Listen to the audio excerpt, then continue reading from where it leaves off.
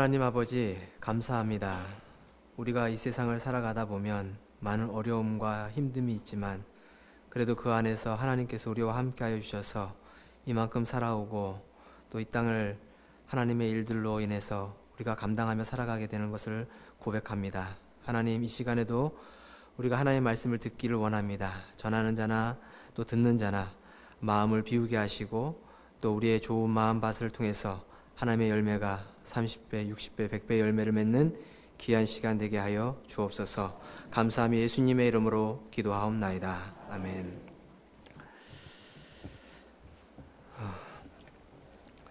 반갑습니다. 제가 캄보디아 올해에 제가 캄보디아 저희 교단 그 회장을 맡고 있어서 총회일로 잠시 방문을 하였습니다.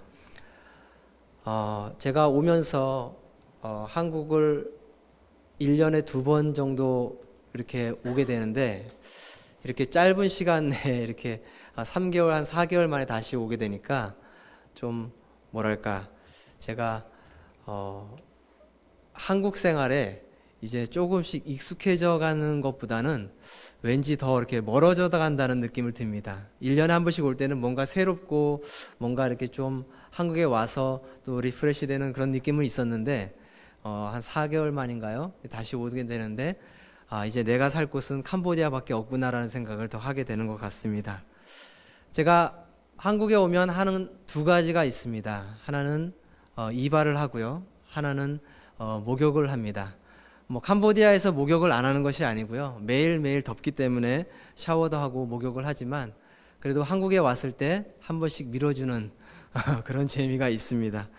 그런데 제가 때를 밀다 보면 저도 놀랄 정도로 많이 나옵니다. 여러분들은 일주일에 한 번, 2주일에 한 번 몇 번씩 가시는지는 모르겠지만 어쨌든 저는 1년에 한 번씩 아니면 거의 한 1년에 2번씩 가게 되는 것이죠.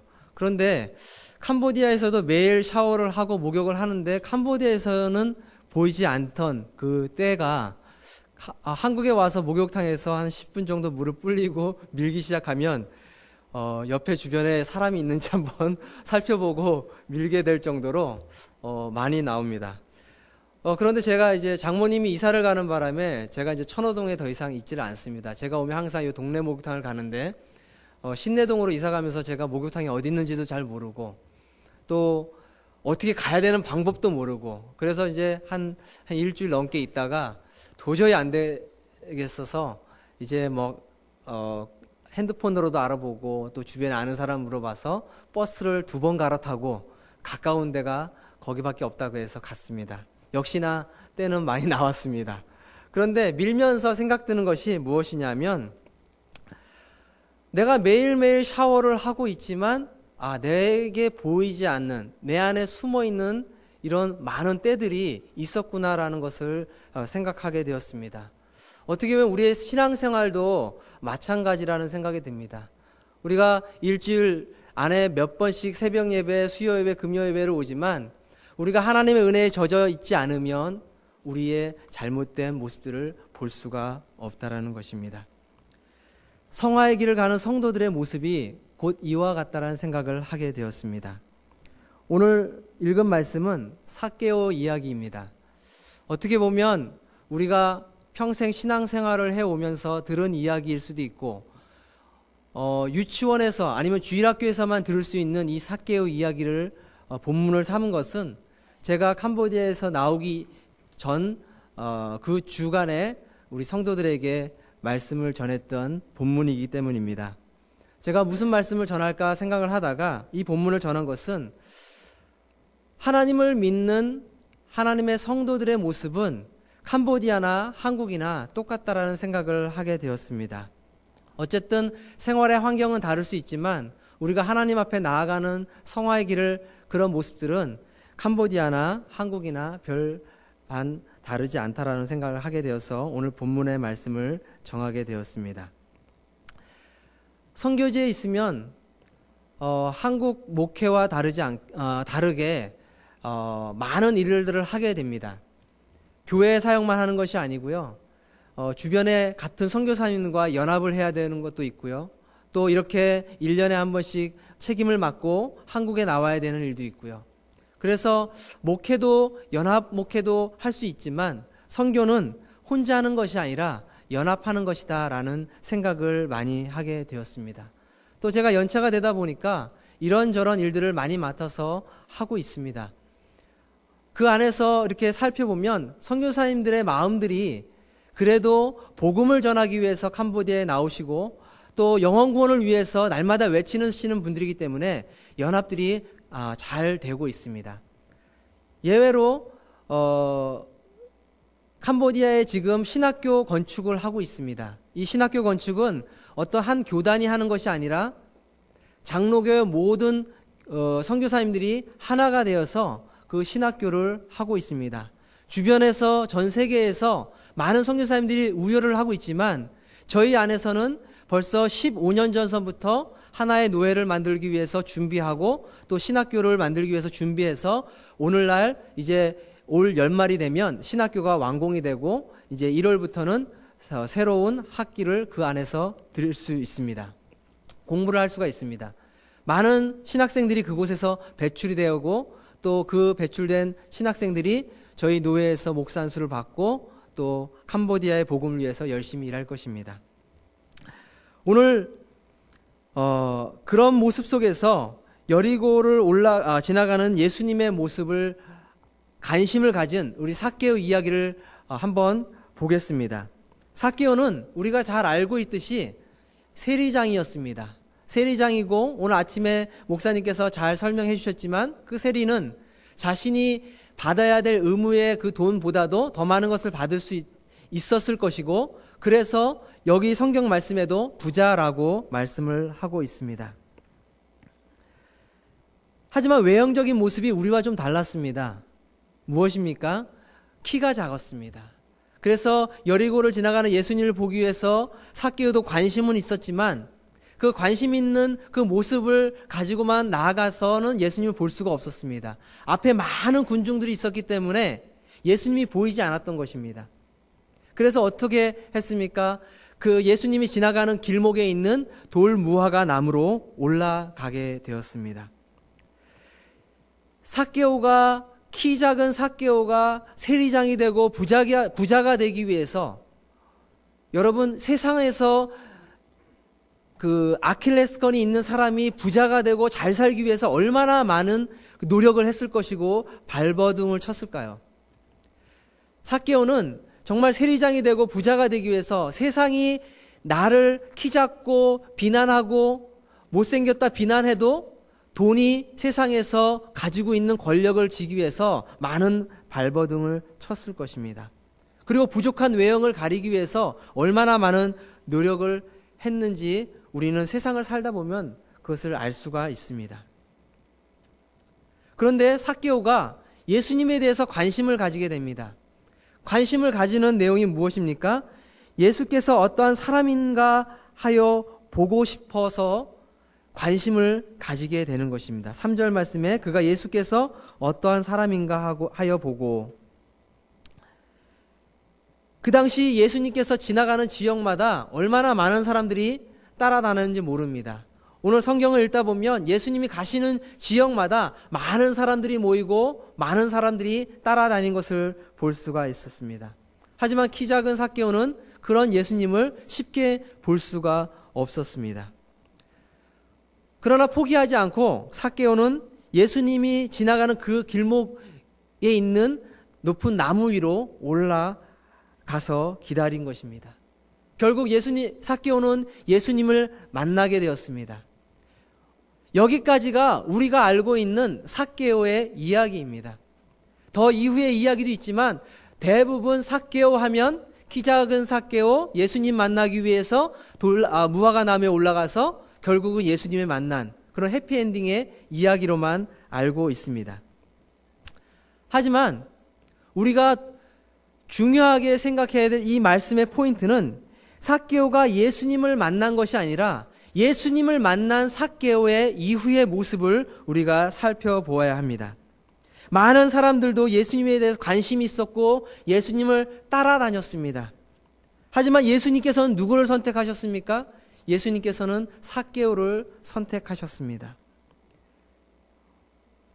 5절에 보면 예수님께서 그곳에 이르사 쳐다보시고 이르시되 삭개오야 속히 내려오라 내가 오늘 내 집에 유하여야 하겠다 하시니, 많은 군중들이 예수님을 따라갔지만 그 안에서 선택받은 자는 삭개오였습니다.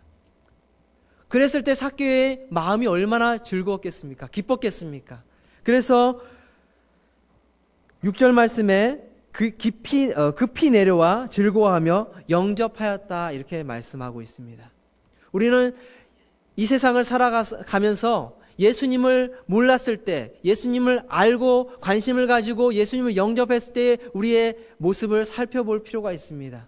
우리가 예수님을 알았을 때 얼마나 기쁜 마음이 있었습니까? 우리가 예수님을 영접했을 때에 얼마나 많은 행복함이 있었습니까? 제가 어떤 분을 만났을 때 이런 이야기를 하더라고요. 자기가 예수님을 만나고 난 이후에 많은 병을 고쳤다고 합니다. 그런데 지금은 예수님을 만난 이후에 많은 병을 고쳤는데 그때의 즐거움이 지금에 와서는 그런 즐거움이 없다라는 그런 고백을 하는 이야기를 들었습니다. 우리가 예수님을 처음 만났을 때의 그 즐거움, 기쁨은 이루 말할 수 없었을 것입니다. 하지만 우리가 신앙생활을 점점점 하다 보면 거기에 익숙해지다 보면 우리가 그것에 기쁨과 즐거움과 어떤 그런 예수님을 알아가는 그러한 기쁨을 잃어버리게 된다라는 것입니다. 많은 성도들이, 많은 사람들이 예수님을 따라다녔지만 그 안에서 선택받은 사람은 오직 삭개오였습니다. 오늘날 예수님을 만난 성도들의 모습 속에서 삭개오의 모습이 있어야 합니다. 무엇입니까? 오늘 말씀 1절에서부터 10절의 말씀이 다 삭개오가 예수님을 만난 이후의 모습입니다. 그것은 먼저 관심을 가지는 것입니다. 우리가 예수님을 알아가기 위해서 관심이 있어야 됩니다. 두 번째로는 즐거워하며 영접하는 모습이, 여기까지는 누구나 다 하는 것이었습니다. 예수님을 만나서 우리가 하는 것이 무엇입니까? 기도를 합니다. 찬양을 합니다. 예배를 드립니다. 예수님을 몰랐을 때 우리가 없었던 기쁨을 누리고 살아갈 수 있습니다. 구원받은 사람으로서의 삶을 살아갈 수 있는 것이죠. 그렇지만 삭개오가 세 번째 한 행동들을 우리가 살펴볼 필요가 있다는 것입니다. 8절 말씀에 삭개오가 서서 주께 여짜오되 주여 보시옵소서 내 소유의 절반을 가난한 자들에게 주겠사오며 만일 누구의 것을 속여 빼앗은 일이 있으면 내 갑절이나 갚겠나이다. 여러분, 이 8절 말씀에는 내 것을 나눠주고 내 돈을 나쁜 짓을 했을 때 그 사람에게 4배를 갚겠다, 여러분들이 이렇게 하라는 말씀이 아니라 삭개오가 예수님을 만나서 진정한 그의 회개의 모습이 어떠한 모습인가를 우리에게 보여주고 있는 것입니다. 왜 4배를 갚아야 되는 것인가요? 5배, 10배도 갚을 수 있지만 삭개오는 하나님의 예수님을 만난 이후에 출애굽기에 나오는 그 율법을 따라서 자신이 이렇게 회개하겠습니다라고 고백하는 고백의 말씀입니다. 이러한 모습은 자신이 철저히 부정하고 내려놓지 않으면 할 수 없는 것입니다. 누가복음 9장의 23절에 보면 아무든지 나를 따라오려거든 자기를 부인하고 날마다 제 십자가를 지고 나를 따르라고 말씀하고 있습니다. 우리가 예수님을 만나는 것, 예수님을 만나 구원받은 우리의 은혜의 모습 속에서 살아가고 있지만 그 이후에 예수님을 만난 이후의 모습은 날마다 내 자신을 부정하고 내 십자가를 지고 따라가야 되는 모습이 필요한 것입니다. 여러분들은 지금 제가 하고 있는 하나님의 말씀을 나누고 있으면서 어떤 생각을 가지고 말씀을 받고 듣고 있는지 모르겠습니다. 예배의 모습, 예배의 환경, 캄보디아에 있는 하평교회가 180도 다릅니다. 그 사람들에게 이 말씀을 전하면서 그들의 표정을 바라볼 때마다 안타까운 마음이 항상 있습니다. 그들은 주일날도 일을 해야 먹고 사는 사람들입니다. 주일날 예배 1시간 나오는 그 시간이 그들에게는 생활을 해야 되는, 나가서 장사를 해야 되는 시간입니다. 제가 토요일마다 나가서 전도를 하고 우리 그 스태프들이랑 같이 나가 전도를 할 때마다 그 사람들이 하는 이야기가 있습니다. 목사님, 저희는 요 시간에 나가서 장사를 해야 먹고 살 수가 있습니다. 저는 처음에 몰랐을 때는 1시간만 예배 드리러 나오세요. 1시간만 예배 드리면 그 나머지 시간에 여러분들이 얼마든지 장사를 할 수가 있습니다. 이렇게 얘기를 했는데 알고 보니까 장사하는 시간이 따로 있더라고요. 네. 그들이 뭐 어떤 물건을 파는 것이 아니라 그들이 가지고 있는 이렇게 그 나라는 뜨거우니까 니아가에다가 철판 위에다가 조그만 꼬막 같은 것들을 이렇게 데웁니다. 그 철판의 열을 이용해서. 근데 그 꼬막을 먹는 시간이 따로 있더라고요. 저는 그냥 니아가 끌고 다니면서 그냥 팔면 되는 줄 알았더니 그 먹는 시간이 언제냐면 점심 전 간식으로. 예. 간식으로 그렇게 사 먹고 그때 가서 팔지 않으면 사람들이 또 열심히 일을 해야 되기 때문에 안 산다라는 이야기를 들었습니다. 또 어떤 사람들이 있습니까? 저희 교회 주변에는 작은 공장들이 어마어마하게 많습니다. 하청을 받아서 뭐 이렇게 신발 깔창을 만드는 공장이 있고 또 실패를 만드는 공장이 있고, 그러다 보니까 24시간을 공장은 돌려야 그 안에서 맞출 수 있잖아요. 그래서 낮조가 있고 밤조가 있습니다. 한 달은 낮에 근무하고 한 달은 밤에 근무하고, 그러다 보니까 이 한 달은 예배드리러 나오는 우리 청년들이나 성도들이 조금 있는데 또 이 한 조가 이렇게 밤조가 바뀌게 되면 나올 수 없는 상황이 되는 거예요. 그런데 그 중에서 나오는 우리 성도들은 어떤 성도들입니까? 자신이 일을 해서 받을 수 있는 그 일당을 포기하고 나오는 성도들이 있습니다.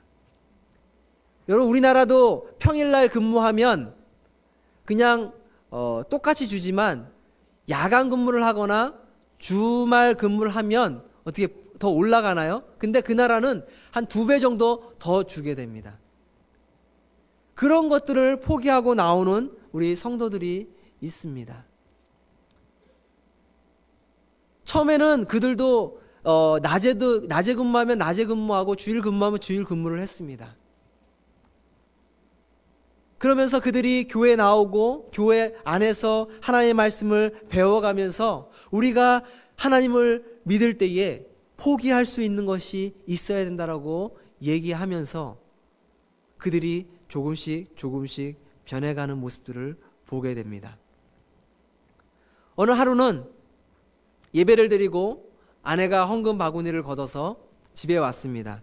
그리고 갑자기 아내가 저를 부르면서 깜짝 놀라면서 저를 부르는 것이었습니다. 그래서 저는 도둑이 들어서 헌금을 다 잊어버린 줄 알고, 그 헌금이 있어야 또 그 다음 주에 아이들 간식도 나가고 그러는데 헌금을 잊어버린 줄 알고 왜 이랬더니 아내가 봉투 두 개를 갖고 오고 그 봉투 안에 있는 돈을 꺼내서 이야기하는 것이었습니다. 여보, 헌금 봉투에 175불이 들어있어.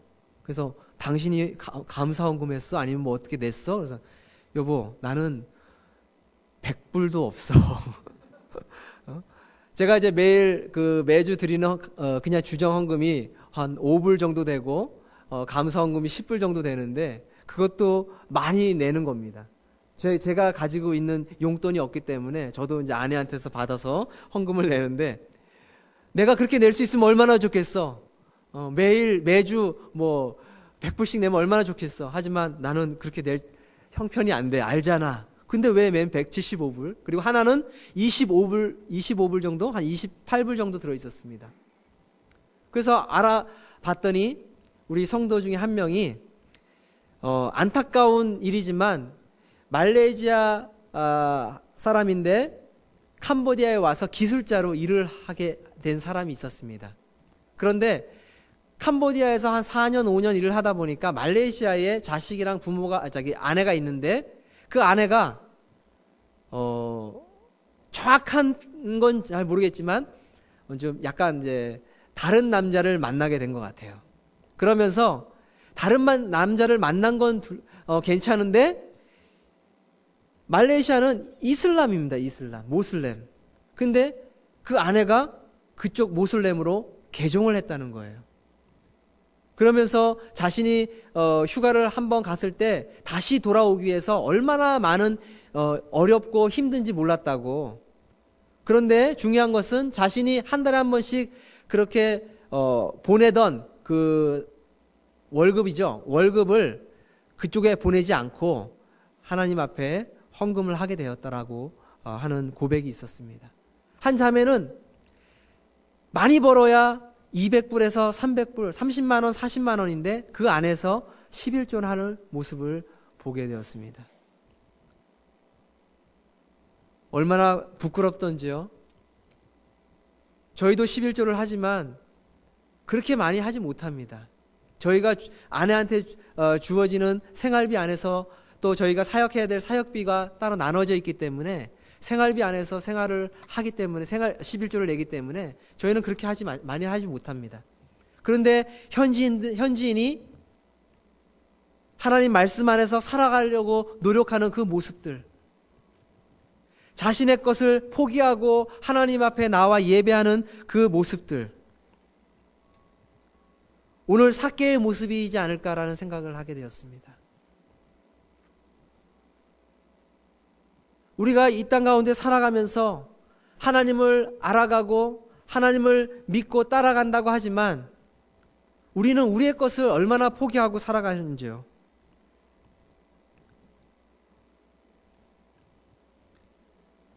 여러분들이 시간이 되고 여유가 되면 한번 오셔서 보시면 아실 것입니다. 그들의 사는 삶의 모습을 보면서 내가 무엇을 할 수 있을까가 아니라 내가 얼마나 하나님의 은혜 가운데서 감사함으로 살아왔는지, 정말로 우리의 눈으로 바라봤을 때 그들에게 소망이 없습니다. 매일매일 하루하루가 그들은 전쟁입니다. 제가 오기 전에 한 성도를 집을 신방을 했습니다. 그 신방을 한 이유는 교회에 나가고 싶은데 하루 일을 나가지 않으면 그 식구들이 먹고 살 수가 없기 때문에 그들이 먹고 살기 위해서 일을 나가는 그 성도 한 명이 있었습니다. 그래서 제가 가서 신방을 하면서 하나를 물어봤습니다. 내가 다른 집에 일을 소개하겠다.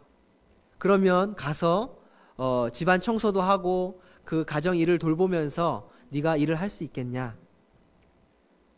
그 성도의 이야기는 월급을 일당제로 주면 자기가 가서 일을 할 수 있다라는 것이었습니다.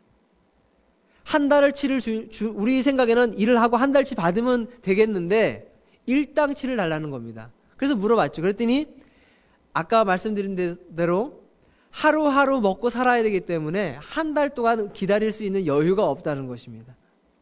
그래서 제가 나오기 전에 그 일을 해결하고 나왔어야 되는데 제가 급하게 나오는 바람에 아직 소개하지 못하고 소개할 그 다른 그 한국 분에게 이야기만 해놓고 나왔습니다. 이제 돌아가면 그 성도를 소개하고 그 일을 하게 하고 대신에 주의를 꼭 지켰으면 좋겠다. 하나님을 믿고 싶은 마음은 있는데 그 환경이 되지 않아서 믿지 못하는 그 성도에게 내가 일자리를 소개해주고 하나님을 믿을 수 있는 그 시간들을 만들어 주는 것이죠. 이 세상에 소망이 없는 그들에게 소망 대신 예수 그리스도를 알리는 것, 그것이 바로 선교라고 생각을 합니다. 오늘 아침에 목사님께서 보는 눈이 복되다라고 말씀을 전하면서 저는 그 말씀을 듣는데 내 눈이 복된 눈이라고 생각을 했었는데 복된 눈이 아니었구나라는 생각을 하게 되었습니다. 사람을 바라볼 때 그냥 세상적인 눈으로 많은 것을 바라보며 살았구나.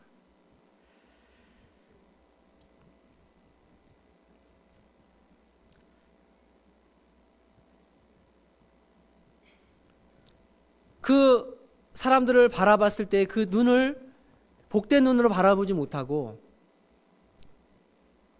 세상적인 그 눈으로 그들을 바라봤을 때에 그들에 대한 관심은 그렇게 크지 않았습니다. 우리가 예수님을 믿고 나서 예수님만 믿고 관심만 가지는 것이 아니라 나 혼자 구원받은 삶을 살아가는 것이 아니라 예수님을 만났다면 예수님이 이 땅에 오신 목적을 위해서 살아가야 되지 않을까요? 예수님께서 오늘 삭개오를 만나서 많은 사람들이 삭개오에 대해서 예수님에 대해서 수군거렸을 때에 예수님께서는 이렇게 말씀하십니다. 인자가 온 곳은 잃어버린 자를 찾아 구원하려 함이니라.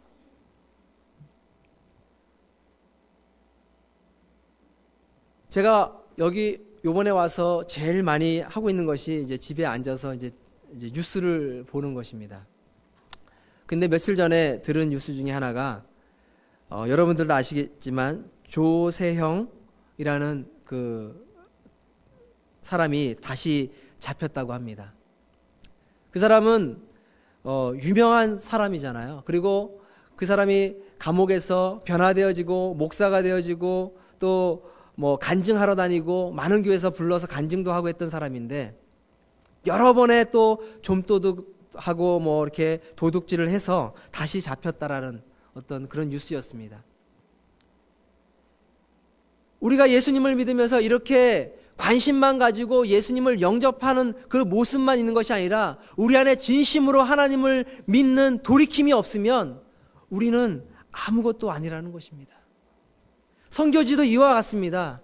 여러분, 교회에 많이 나오는 학생들, 우리 아이들, 우리 성도들, 그들이 정말 진심으로 돌이키지 않으면 그들은 결국 1년, 2년, 3년 후에 그들의 배고픔을 채워줄 때에 교회를 떠날 것입니다.